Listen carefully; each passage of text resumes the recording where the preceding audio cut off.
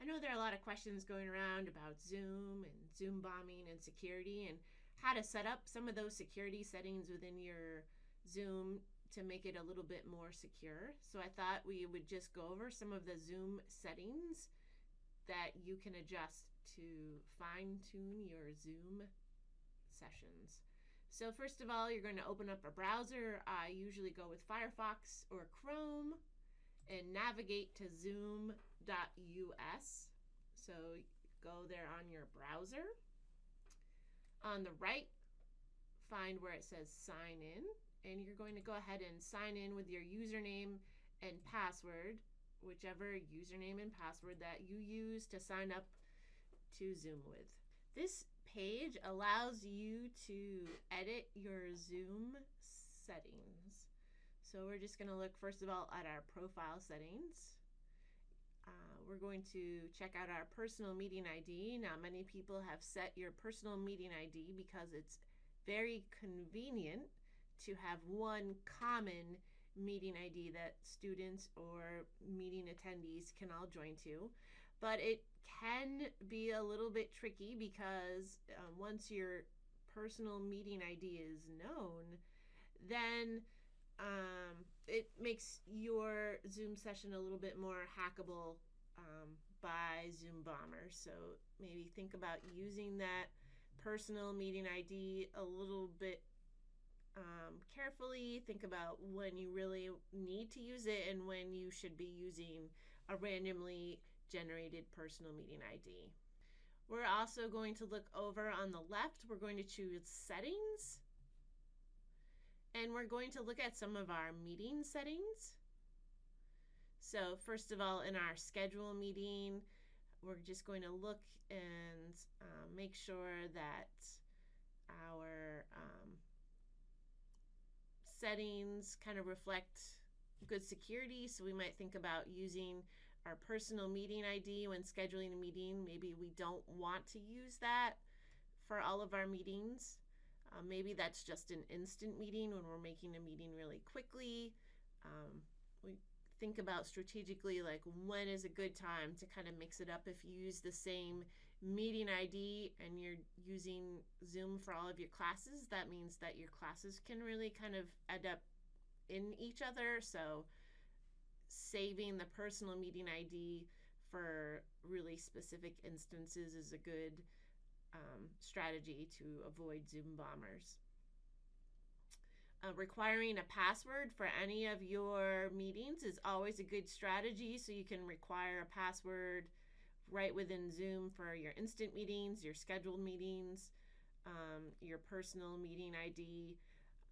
So you can also set this up within Canvas, but if you're just setting up your regular Zoom meeting, you can enable this as an option. You can also mute participants upon entry so that they automatically come in as not being able to talk.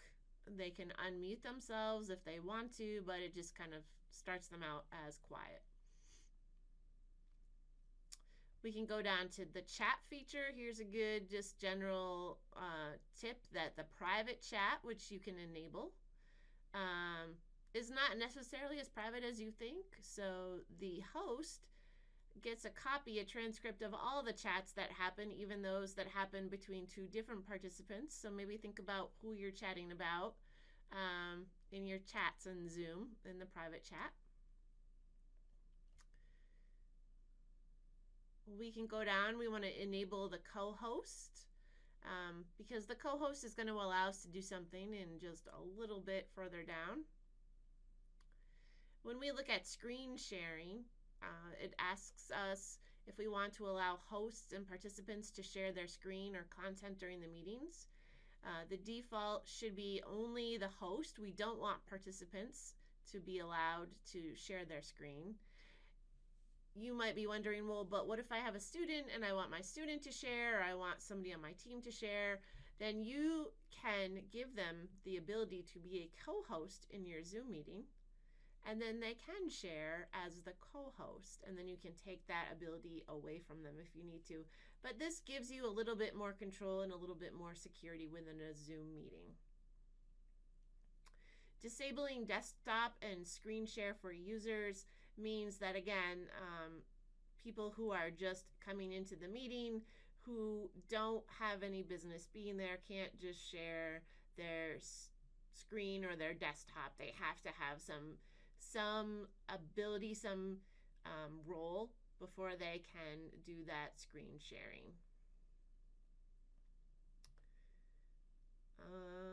We're going to allow removed participants to rejoin. We want to turn this one off, and the reason why I'm suggesting we turn this one off is because if you have a student who is maybe making some poor choices, or you unfortunately have the circumstance where you have a Zoom bomber, some unwanted guest in your Zoom, that you can kick them off, and if this is checked, then they can't come back, so they've been whitelisted.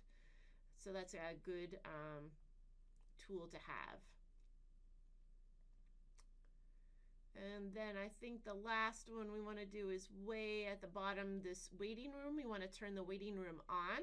So it basically means that when students come in, or when attendees join your Zoom session, they kind of enter a little waiting room. And as the host, hopefully you arrive, you get to allow them to join the meeting. They have to wait for you to give them permission to join. So it gives you a little control in terms of deciding who gets to attend your meeting or not. And we're just going to look here at the end, and it looks like all the rest of them should be all set. Those are the tweaks I would recommend in order to kind of make your Zoom a little bit more secure from the back end of Zoom. Hopefully this helps you out in setting up and tweaking your Zoom account.